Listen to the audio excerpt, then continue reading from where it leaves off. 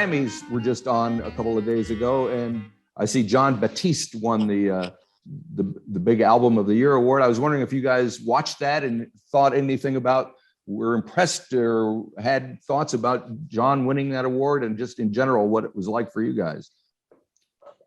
I was happy to see you won all the award and everything else. I wish it was me, but I was happy.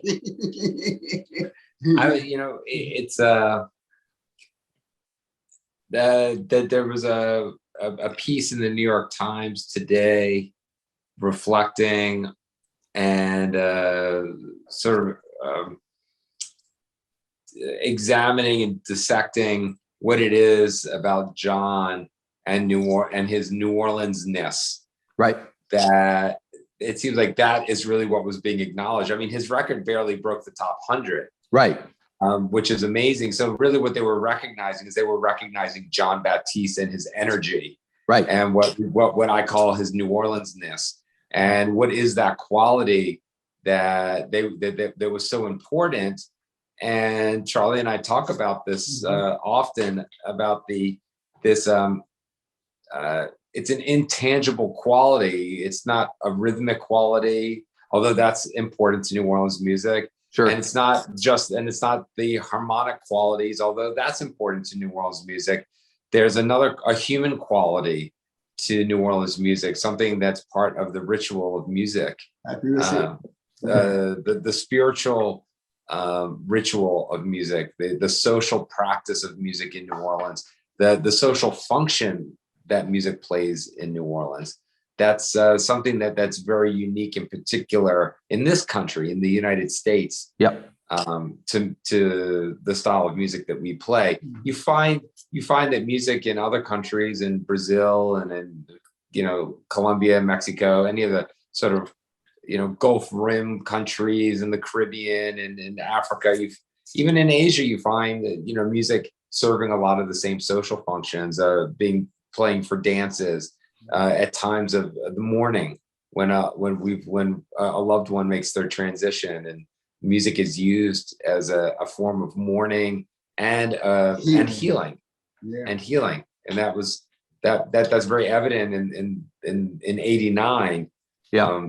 That's when the process began for us, was during a very, very low point for us. It was in the midst of COVID, it was like in the 6th or 7th month of COVID, right, when there really wasn't a vaccine on the horizon. And, we had been locked down without any promise of any kind of future. And Charlie had just lost a brother in another city, and was unable to go and see him or nothing. Every member of Charlie's family, whether they live in New Orleans or Detroit, are given what I consider a rite of passage for a New Orleanian, which is a music at their funeral.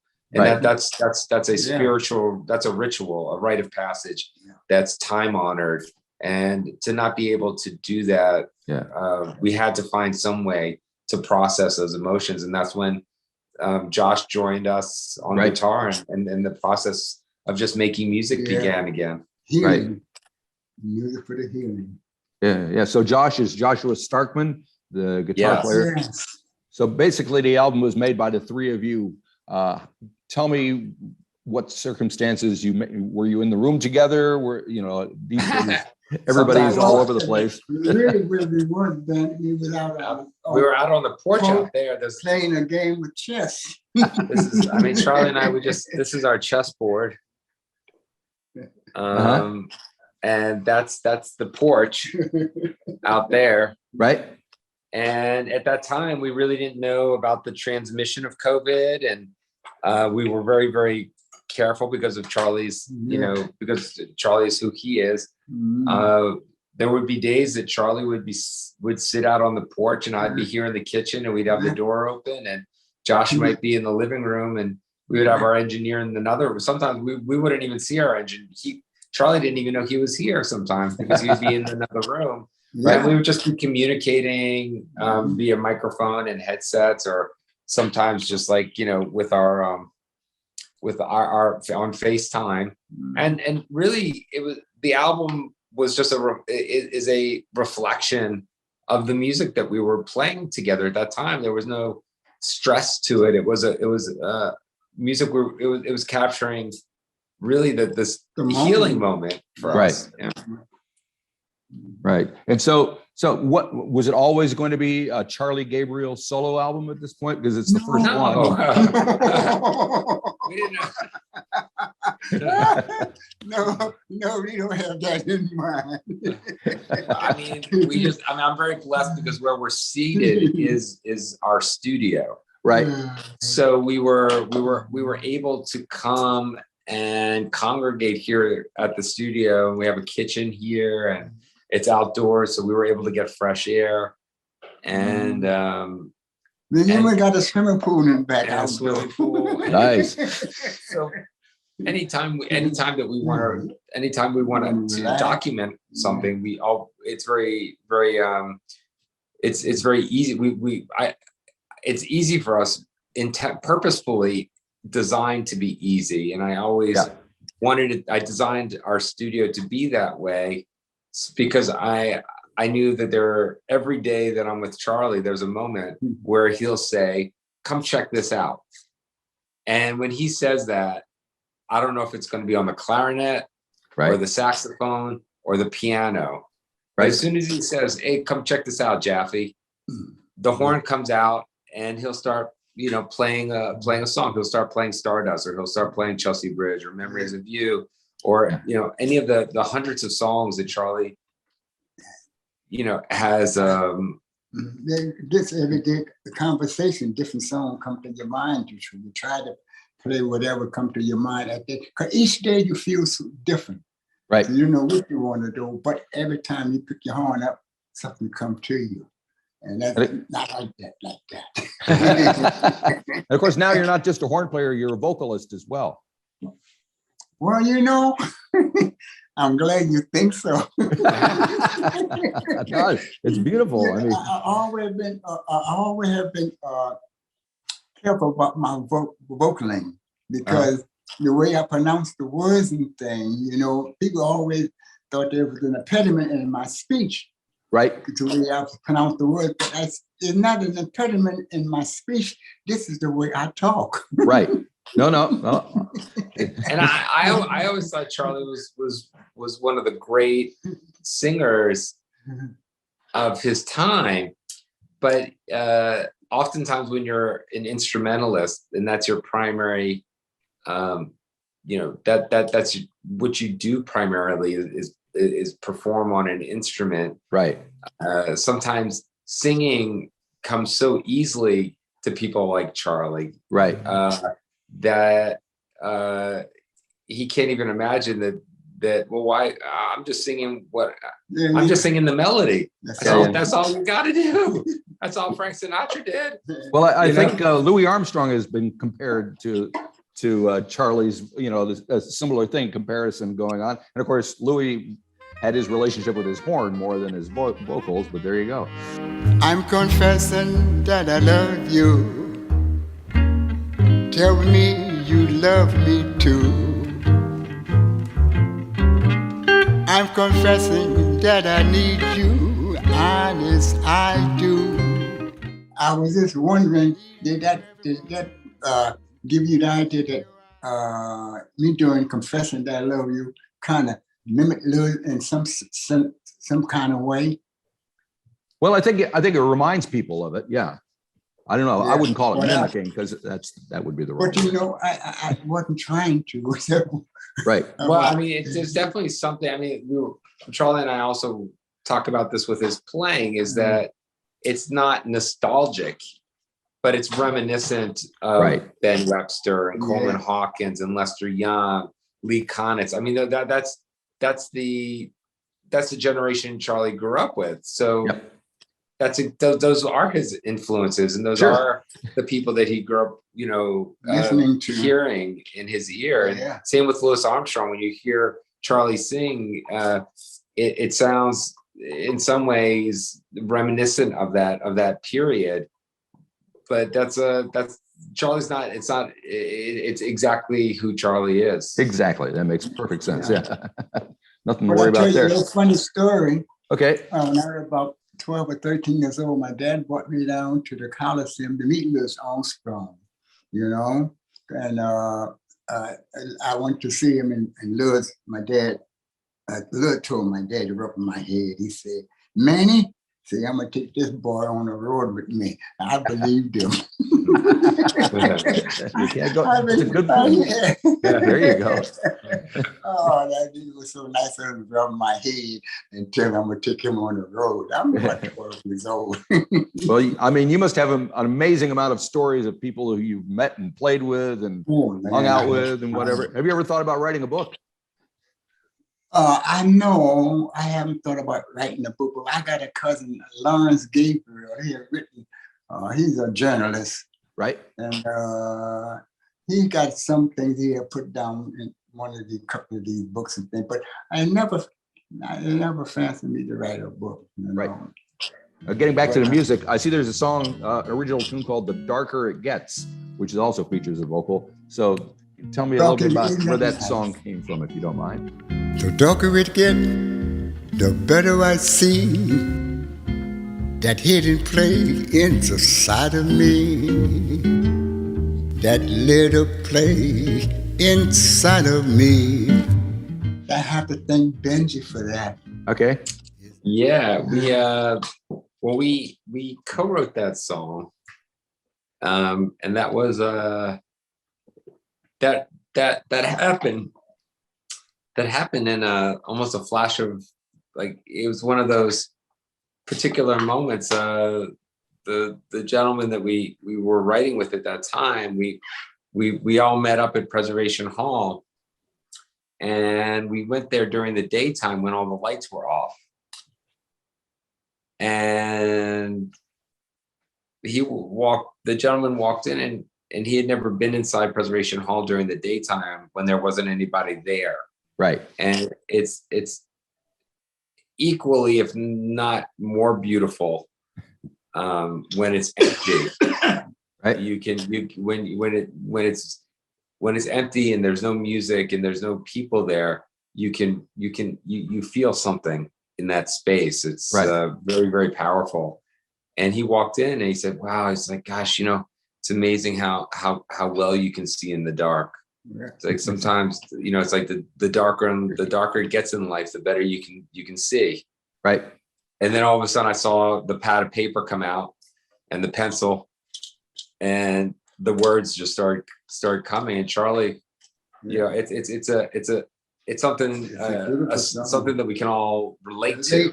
Yeah. The darker it gets, the better I see. The idea of what everybody goes through in life. If you're human, there's going to be those moments in life, where, and you look inside you, and I always go inside when in those moments the solitude you have within yourself. Right.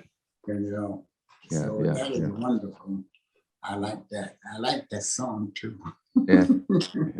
Now I'm curious, you've been playing the horn for 70 plus years or so. Do you still practice? Why, sure. I don't practice like a student or something like that. I don't practice that way, like a student trying to learn something. What I do when I decide to pick my horn up or something, I might go over something that I want to keep it nice and sharp in my mind, and then try to take whatever I'm working on and see can I use it another way, different way. But majority of the things that I do it's been set up in me for many years, and I usually work on like all my diminished, all my augmented, all my whole tones, all things of that nature that wouldn't make sense just to play it for somebody, because they what all that noise is.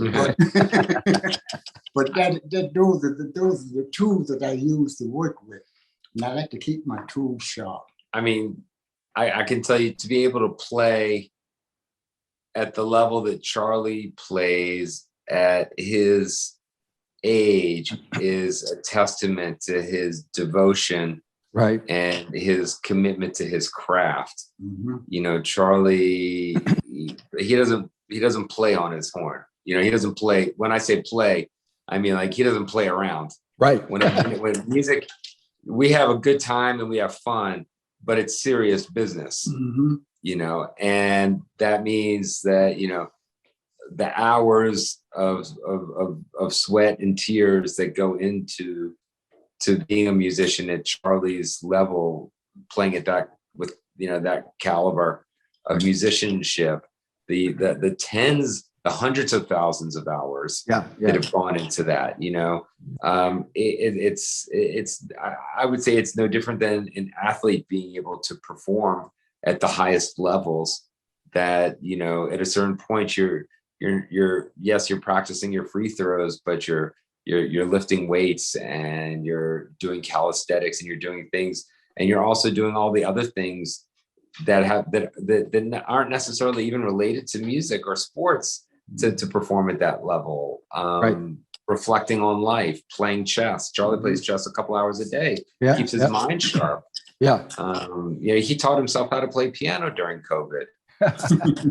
You know, so I mean, at 87, he's teaching himself how to play piano. That's inspiring to someone like myself. Oh yeah.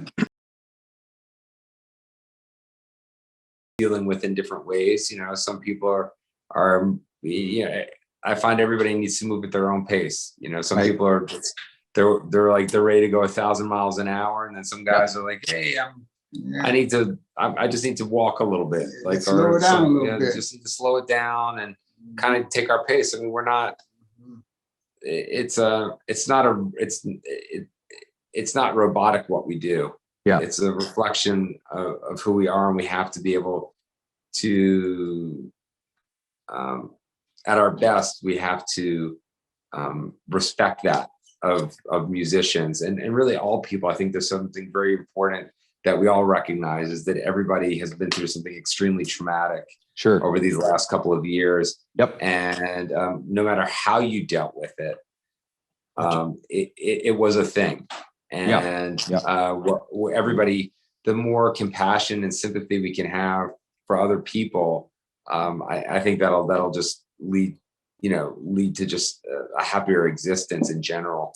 And I'm very sympathetic to what artists have endured over the last couple of years, especially artists like ourselves, where performing publicly and in front of people is essential to what we do. It's almost you know, the reason there's music is because of people, and the reason there's people is because of music.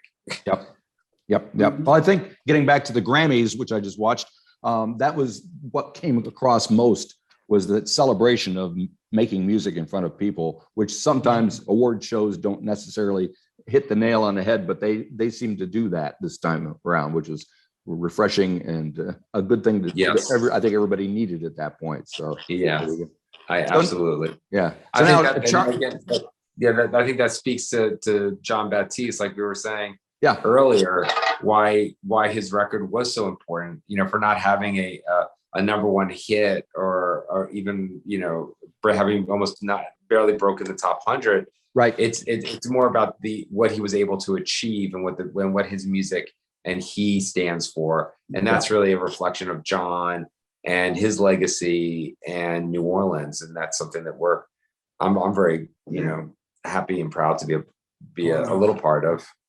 Right. Well, so now Charlie is a solo artist on Sub Pop Records. Yeah. Thinking about the next one already? That's not lost on me, but I can't say that Charlie actually knows who Nirvana is. Right. Well, that's all right.